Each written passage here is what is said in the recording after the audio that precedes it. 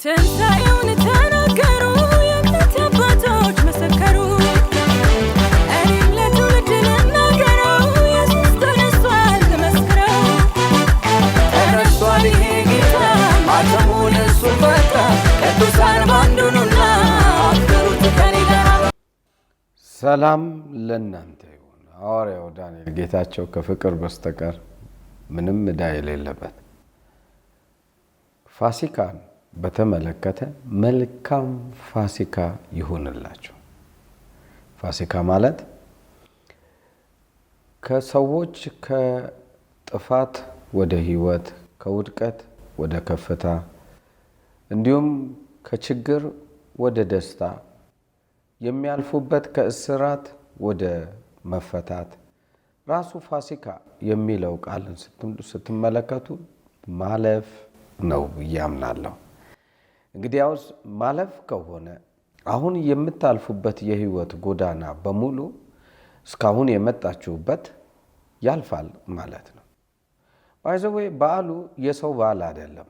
አሁን ብዙ የተመለከትነው ሰዎች ፋሲካ እግዚአብሔር ከሰዎች ጋር የገባው ቃል ኪዳን ወይም ሰዎች የሚያከብሩት በዓል ነው ብለን ነው የምናስበው። ነገር ግን በዓሉ እንደሱ አይደለም። መጽሐፍ ቅዱሱን ስንመለከተው የመጀመሪያውን ፋሲካ አድርጉ ብሎ ሲያወራ ዘጸአት ምዕራፍ 12 ላይ ቁጥር 11 ላይ ወገባችሁንም ታጥቃችሁ ጫማችሁንም በእግራችሁ በትራችሁንም በእጃችሁ አድርጋችሁ እንዲበሉት ፈጥናችሁ ትበሉታላችሁ፣ እርሱ የእግዚአብሔር ፋሲካ ነው። ዲዲዮሴ የእግዚአብሔር ፋሲካ ነው። እንደገና ሌላ ቦታ እንመልከት። ኦሪት ዘሌዋውያን ላይ ስንመለከት ምዕራፍ 23 ቁጥር 5 ላይ በመጀመሪያውም ወር በእስራኤል አራተኛው ቀን ሲመሽም የእግዚአብሔር ፋሲካ ነው አለ። የእግዚአብሔር ፋሲካ ማለት እግዚአብሔር ከሕዝብ ጋር የተወዳጀበት። አብዛኞቻችን እግዚአብሔር ከሕዝቡ ጋር መዋሃድ እንደሚፈልግ አልገባንም።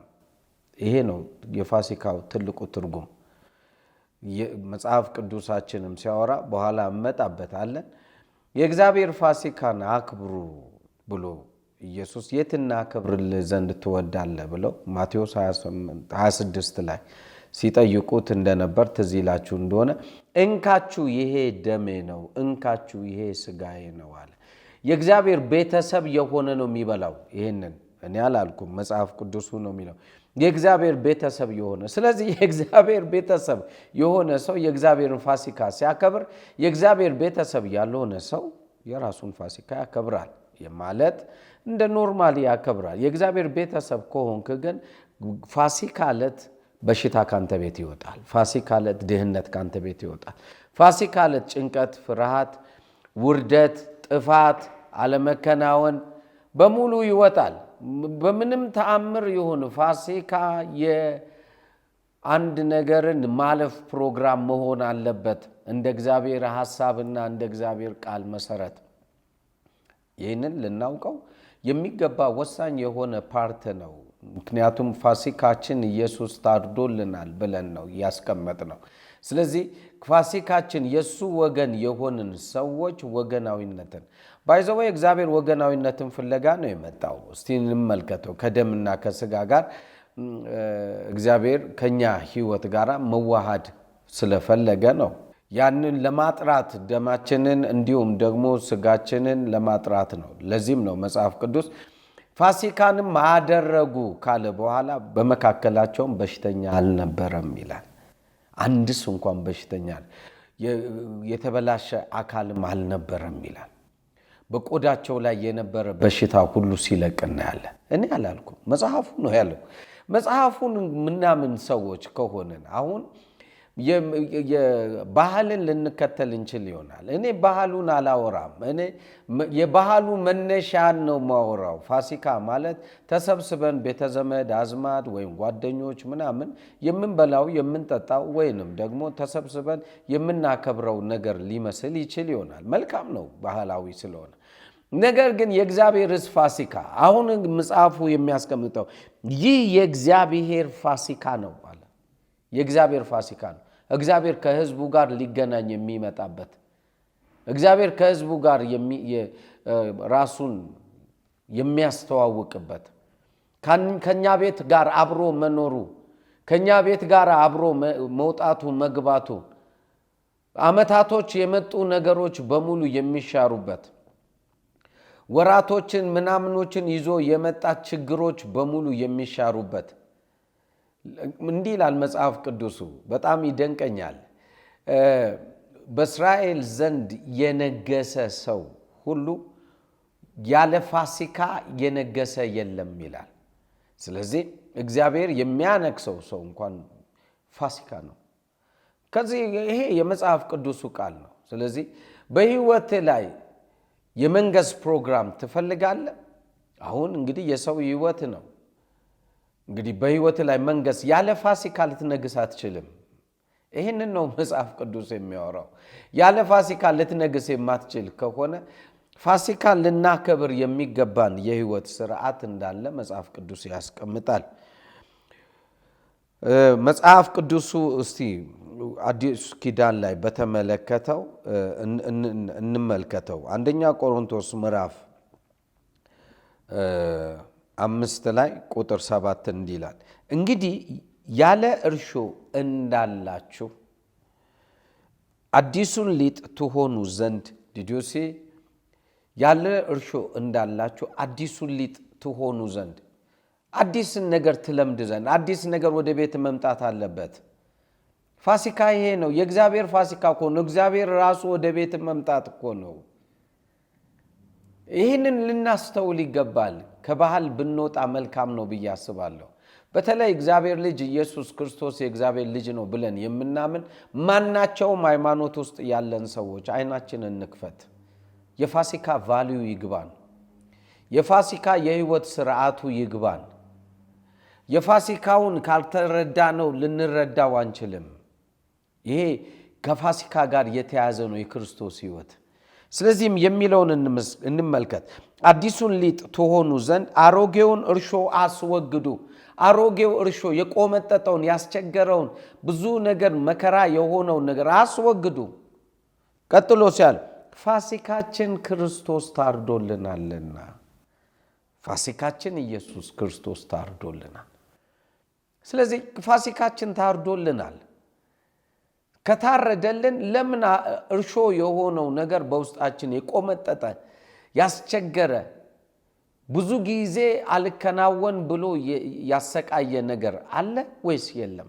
መልስክ አለ ከሆነ ዛሬ ፋሲካን ስታደርግ የእግዚአብሔር ፋሲካ ስለሆነ የኛ አይደለም፣ የእግዚአብሔር ፋሲካ እሱ ተዋጊ ነው። መጽሐፍ ቅዱስ ዘጸአት 14:14 እግዚአብሔር እናንተም ዝም ትላላችሁ እኔም እግዚአብሔር እዋጋላችኋለሁ ያለ እግዚአብሔር ተዋጊ ነው። ስለዚህ እግዚአብሔር ራሱ የሚዋጋበት ፋሲካ ይሁንላችሁ። ኦ ሚያኩ በናን እግዚአብሔር ፋሲካችሁ ይሁንላችሁ፣ እሱ ይዋጋላችሁ። ሌላኛው አጥፊው አለ። ሌላኛው ፓርት ላይ ዕብራውያን 11 ላይ ቁጥር 28 ላይ በጣም ደስ የሚለኝ ቃል ነው። አጥፊው የበኩሮቹን ልጆች እንዳይነካ ፋሲካንና ደምን መርጨት በእምነት አደረገ። አጥፊው የበኩር ልጆችን እንዳያጠፋ። ይሄ ማለት ምንድን ነው ሲባል ከእግዚአብሔር ከደም ጋር ስለተገናኘክ በፋሲካ በኩል እግዚአብሔር ቤተሰብ ፍለጋ እኮ ነው የመጣው። በደም የሚገናኘው ቤተሰብ ከእርሱ ደም እንካችሁ ይሄ ስጋዬ ነው፣ እንካችሁ ይሄ ደሜ ነው። ምንድን ነው ከዚህ በኋላ የእኔ ቤተሰብ ናችሁ፣ ወንድሞች ናችሁ። የሆነ ባህሎች አሉ። ለምሳሌ የተወሰነ ዓለማት ላይ ምን ይደረጋል? የሰው ደሙ ይፈስና የሰውየውን ደም አንተ ትመጣለህ፣ ያንተን ደም እሱ ይመጣል። ከዛ በኋላ አንተ ቤተሰብ ነህ፣ ዘር ነህ፣ ደም ተገናኝተናል። ወይም አንዳንድ ጊዜ ደግሞ እንደዚህ ያያይዙትና ደሙን ከዚህ በኋላ አንድ ቤተሰብ ነው ይላሉ። የሁለቱም እጅ ተቆርጦ ከዛ በኋላ ይያያዛል። አየ ምንድን ነው ሲባል በደም እግዚአብሔር በደም የፈለገው ቤተሰብ ነህ። ለዚህም ነው ቤትክ የሚመጣው።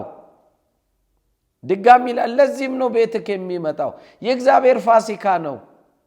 ኦ ማያኩ በላን እባካችሁ በቤታችሁ ያለ ቆሻሻ ነገር መውጣት አለበት። በዚህ በዓል በቤታችሁ ያለ ስትራግል የምታረጉበት እብደት የሆነ ወይንም ደግሞ ጥፋት የሆነ ውርደት የሆነ ግራ መጋባት የሆነ መብቃት አለበት። በዚህ ጊዜ ማለፍ አለበት።